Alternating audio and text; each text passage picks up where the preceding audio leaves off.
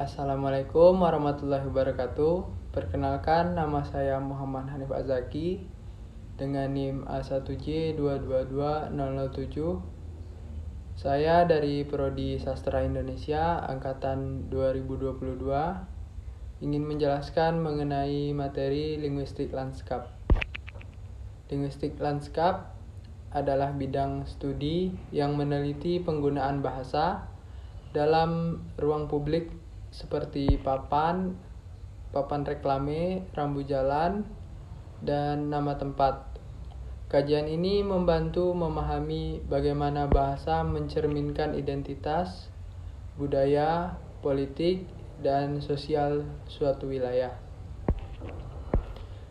Pentingnya linguistik lanskap ini terletak pada kemampuannya untuk mengungkapkan dinamika multilingualisme, dominasi bahasa tertentu, serta perubahan sosial yang terjadi dalam masyarakat. Misalnya, penggunaan bahasa asing dalam ruang publik dapat menunjukkan pengaruh globalisasi atau kebijakan pemerintah terkait bahasa. Menurut Ness dalam artikelnya Is Linguistics Landscape Necessary 2016, linguistik lanskap secara garis besar merupakan kajian yang menghubungkan bahasa dengan tata ruang tempat dan waktu, kemudian semiotika dengan mobilitas, serta citra dengan interaksi sosial di suatu tempat. Linguistik lanskap juga dapat menjadi kerangka dasar untuk memahami pengaruh bahasa asing di suatu wilayah, yang pada akhirnya membantu dalam menganalisis bilingualisme dan multilingualisme dalam masyarakat. Dalam perspektif lanskap linguistik, tanda-tanda di ruang publik berdiri sebagai teks yang literal dan konkret, dapat dibaca, difoto, dan diselidiki. Kajian ini juga memungkinkan analisis linguistik dan budaya untuk memahami antara bahasa, kultur, politik, dan kekuasaan. Linguistik lanskap merupakan bagian dari kajian sosiolinguistik yang meneliti bagaimana bahasa digunakan dalam ruang publik dan bagaimana hal itu mencerminkan dinamika sosial, politik, dan budaya suatu masyarakat. Dalam konteks ini, linguistik lanskap membantu memahami multilingualisme, dominasi bahasa tertentu, serta perubahan sosial yang terjadi dalam suatu wilayah.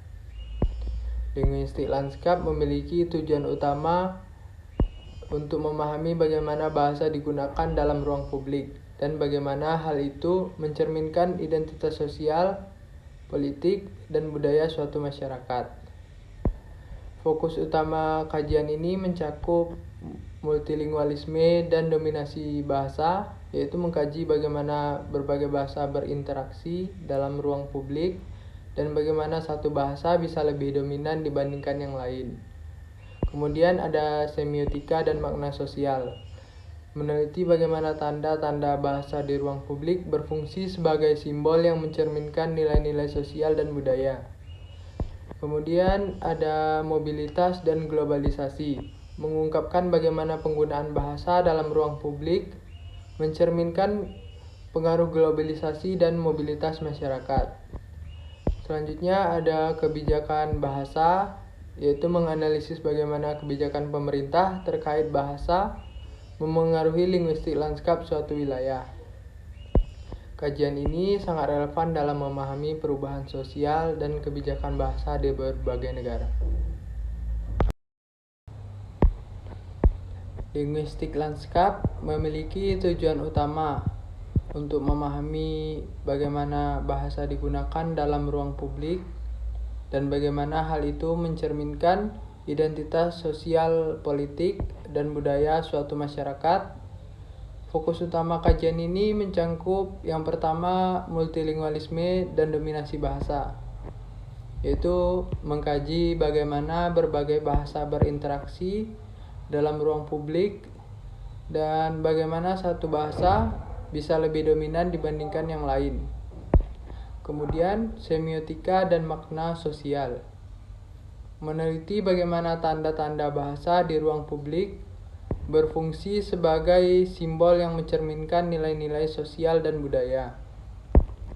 Selanjutnya itu mobilitas dan globalisasi. Mengungkap bagaimana penggunaan bahasa dalam ruang publik mencerminkan pengaruh globalisasi dan mobilitas masyarakat. Dan berikutnya kebijakan bahasa. Menganalisis bagaimana kebijakan pemerintah terkait bahasa mempengaruhi linguistik lanskap suatu wilayah. Kajian ini sangat relevan dalam memahami perubahan sosial dan kebijakan bahasa di berbagai negara. Dalam kajian linguistik lanskap, terdapat beberapa jenis yang sering dianalisis berdasarkan pendekatan dan fokus penelitian. Contohnya linguistik lanskap resmi ataupun top down, tanda-tanda bahasa yang dibuat oleh pemerintah atau institusi resmi seperti rambu jalan, papan nama kantor pemerintahan, dan petunjuk umum. Kemudian ada linguistik lanskap non resmi atau bottom up, tanda-tanda yang dibuat oleh individu atau bisnis seperti papan reklame, nama toko, dan grafiti. Kemudian selanjutnya lanskap linguistik multilingual, yaitu ruang publik yang menunjukkan penggunaan lebih dari satu bahasa, mencerminkan keberagaman budaya dan sosial. Contohnya seperti di bandara dan stasiun yang menggunakan bahasa Indonesia dan bahasa Inggris. Kemudian ada lanskap linguistik simbolik, penggunaan bahasa dalam ruang publik yang mencerminkan identitas budaya atau politik suatu kelompok masyarakat. Kemudian ada lanskap linguistik digital, kajian tentang penggunaan bahasa dalam ruang publik digital seperti media sosial dan situs web. Dapat kita simpulkan bahwa linguistik lanskap adalah kajian penting dalam sosiolinguistik yang meneliti penggunaan bahasa dalam ruang publik. Lanskap ini tidak hanya berfungsi sebagai alat komunikasi, tetapi juga mencerminkan identitas sosial, budaya, politik, dan kebijakan bahasa suatu wilayah. Berbagai fenomena lanskap linguistik dapat kita temukan dalam bentuk pelang petunjuk umum, rambu jalan, hingga nama tempat. Lanskap ini menunjukkan bagaimana multilingualisme, kebijakan pemerintah, serta preferensi masyarakat memengaruhi dominasi bahasa tertentu di ruang publik. Jenis-jenis lanskap linguistik terbagi menjadi lanskap resmi, lanskap non-resmi, serta lanskap simbolik, digital, dan multilingual yang mencerminkan keberagaman masyarakat. Secara keseluruhan, kajian lanskap linguistik membantu kita memahami perubahan sosial, interaksi bahasa, dan peran bahasa dalam membentuk identitas masyarakat. Dengan mempelajari linguistik lanskap, kita dapat lebih memahami bagaimana bahasa berkembang dan digunakan dalam kehidupan sehari-hari. Mungkin itulah yang dapat saya jelaskan. Lebih dan kurang saya mohon maaf. Wassalamualaikum warahmatullahi wabarakatuh.